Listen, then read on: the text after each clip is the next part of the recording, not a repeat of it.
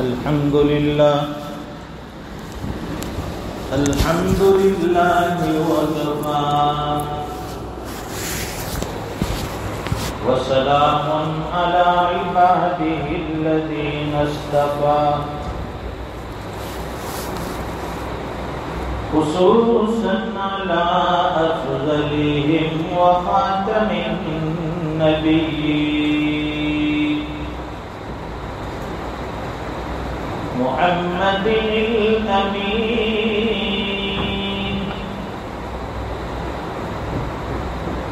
وعلى آله وأصحابه أجمعين. أما بعد فأعوذ بالله من الشيطان الرجيم. بسم الله الرحمن الرحيم. وما آتاكم الرسول فخذوه وما نهاكم عنه فانتهوا. وقال الله تبارك وتعالى في مقام آخر: قل إن كنتم تحبون الله فاتبعوني يحببكم الله ويغفر لكم ذنوبكم والله غفور رحيم. صدق الله العظيم. اللهم صل على سيدنا ومولانا محمد وعلى آل سيدنا محمد وبارك وسلم. بزرگوں اور دینی بھائیوں،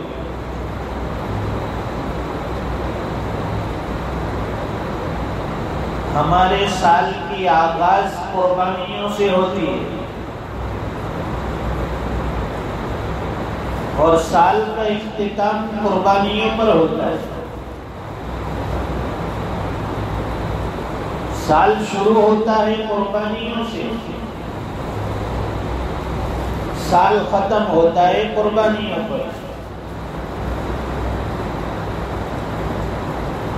ماہ محرم سے سال شروع ہوتا ہے جس میں قربانیاں دین کے خاطر، حق کے خاطر.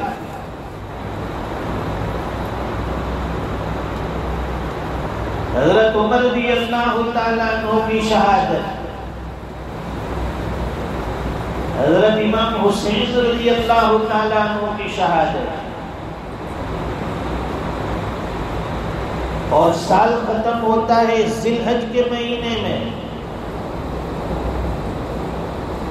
تو وہاں سیدنا حضرت ابراہیم خلیل اللہ علیہ السلام اور سیدنا حضرت اسماعیل ذبیح اللہ علیہ السلام، ان دونوں بزرگوں کی قربانیوں پر سال ختم ہوتا ہے.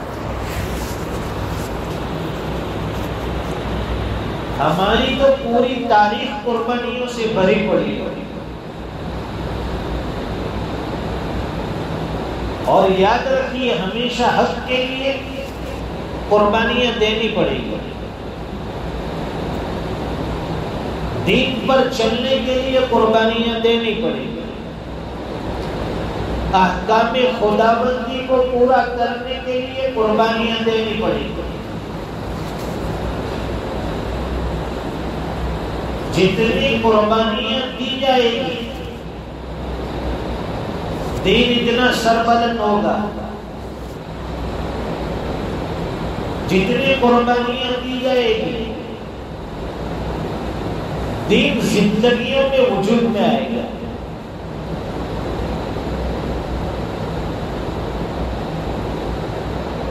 لوگ پوچھتے ہیں کہ بھئی اسلام میں کیا قربانیاں ہیں، کیا خصوصیت ہے؟ کبھی تاریخ اسلام اٹھا کر دیکھیے، پڑھ کے دیکھیے، مطالعہ کر کے دیکھیے. تاریخ کے ہر صفحے پر جب سے دنیا وجود میں آئی ہے، ہر نبی کے دور میں اہل حق نے قربانیاں دی،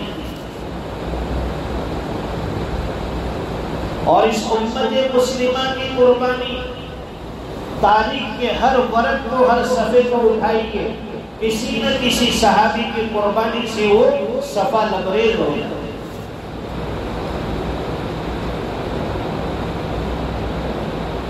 یہ تو اللہ کا کرم ہوا کہ بڑی آسانی کے ساتھ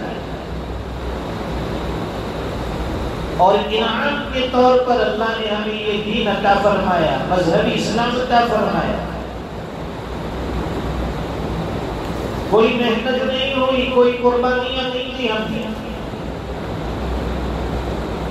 ایمان والے کے گھر میں اللہ نے پیدا کیا، مسلم معاشرے میں پیدا کیا، اور مسلمانوں کا ماحول ہمیں ملا، ہم مسلمان ہیں. قربانیاں تو ان لوگوں کی ہیں جنہوں نے دین حق کے خاطر مارے کھائے، اپنی سب چیز داؤ پر لگائی. جان کی بازی لگانے کی ضرورت پیش آئی، جان اللہ کے راستے میں نچھاور کر. مال کی ضرورت پیش آئی، مال اللہ کے راستے میں لوٹا دیا. جب جب جیسی جیسی قربانیاں مانگی گئی، اہل حق ہمیشہ وہ قربانیاں دیتے ہیں.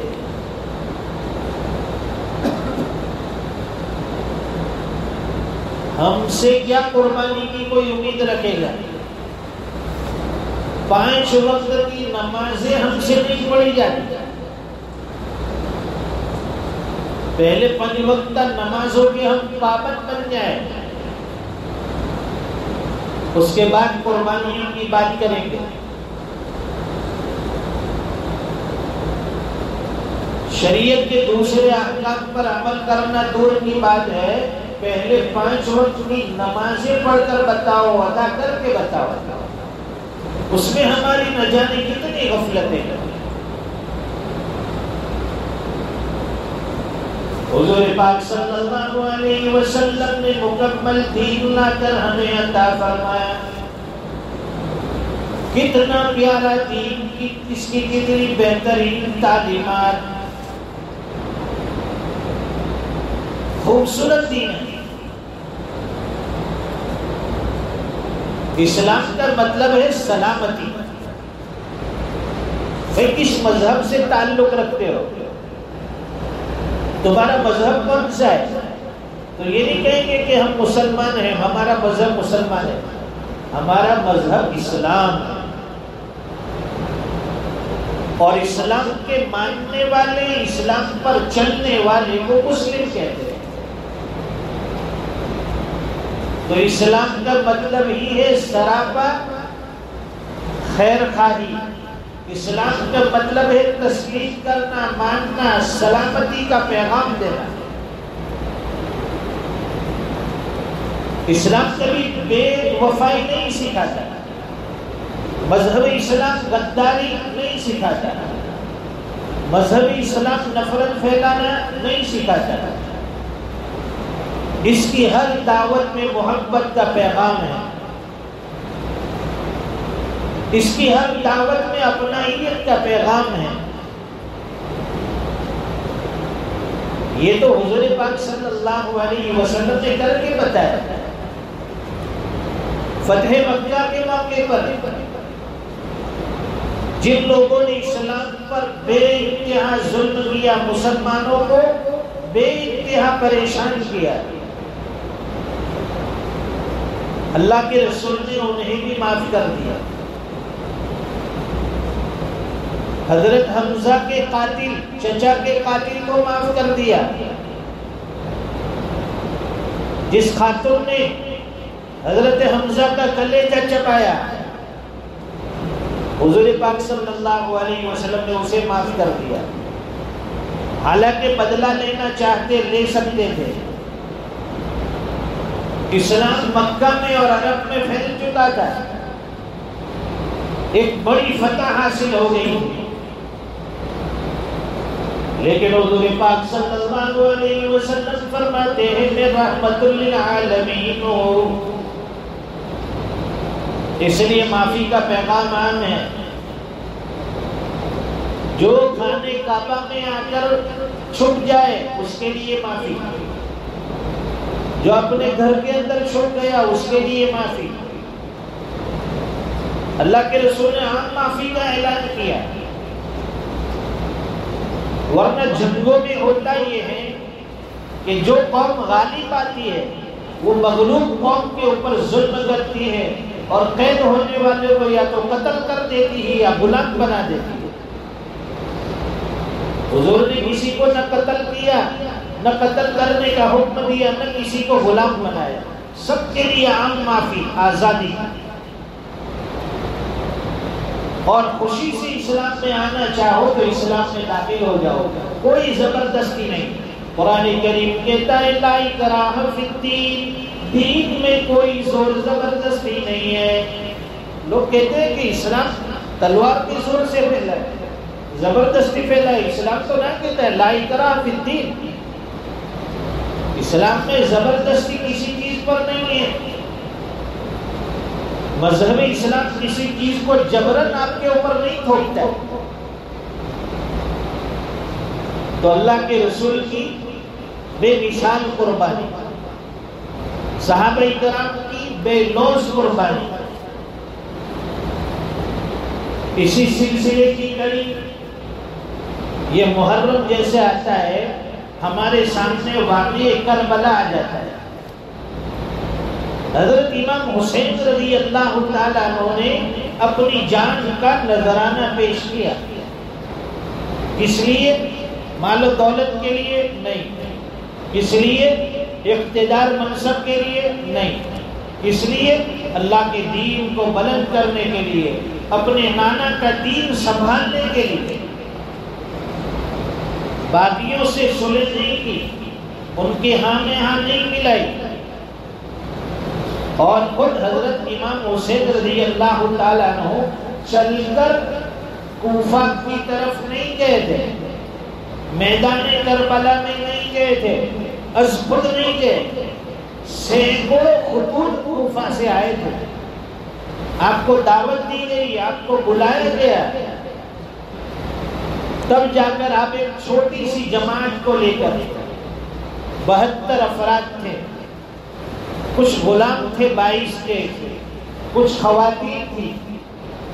یہ چھوٹی سی ایک جماعت کو لے کر، کیونکہ وہاں جنگ کے لیے تو گئے نہیں، وہاں تو آپ کو بلایا گیا تھا کہ آپ کے ہاتھ پر اہل کوفہ بیعت کریں گے.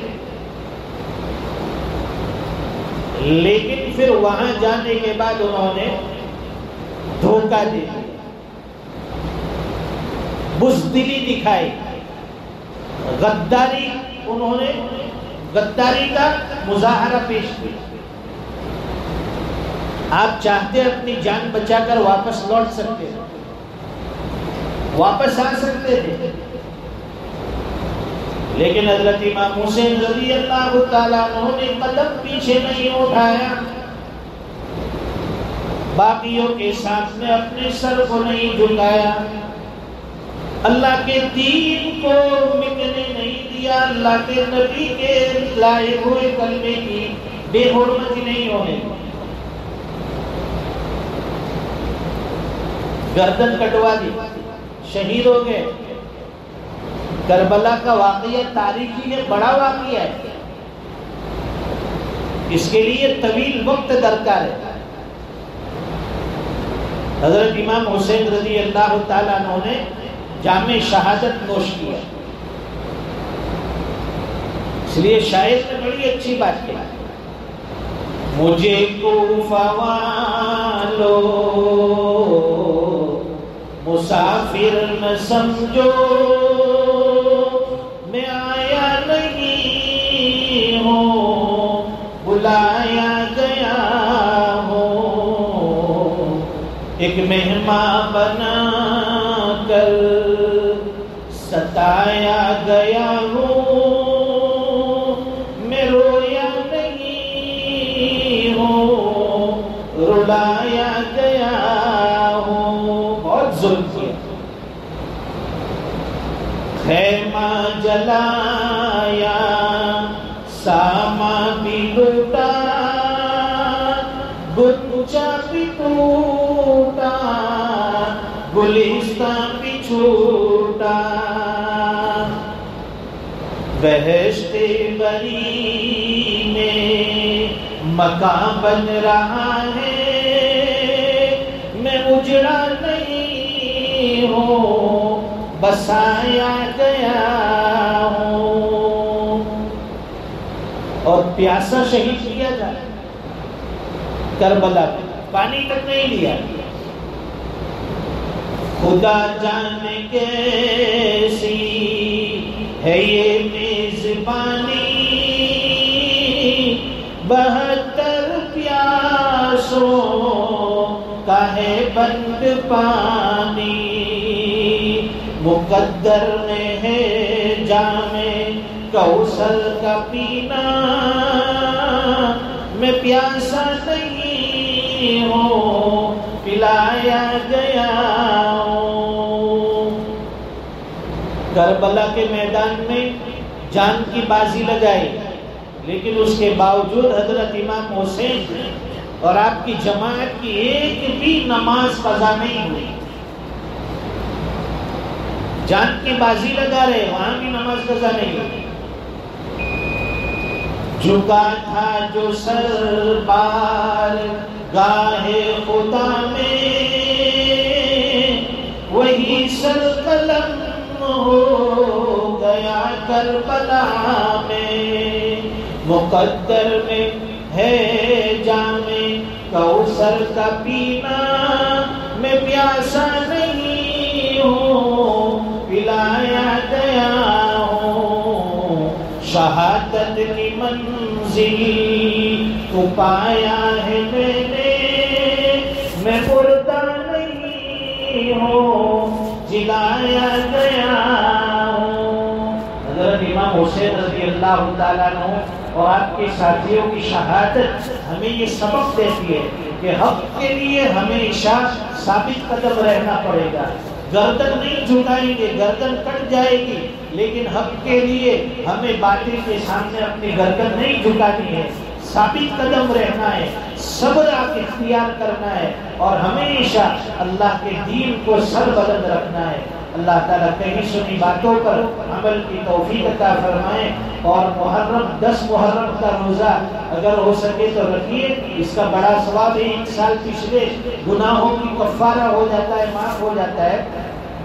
3 روزے علامہ انور شاہ کشمیری رحمۃ اللہ علیہ فرماتے ہیں افضل طریقہ 3 روزے رکھنے کا ہے، 9، 10، 11، 3 روزے، اور فرمائیں کہ دوسرا درجہ ہے 9 یا 10 رکھے، یا 10 یا 11 رکھے، اور جو آدمی یہ بھی نہیں کر سکتا تو سب سے آخری درجہ فرمایا کہ 10 محرم کا روزہ رکھ لے تو بھی فضیلت حاصل ہوگی۔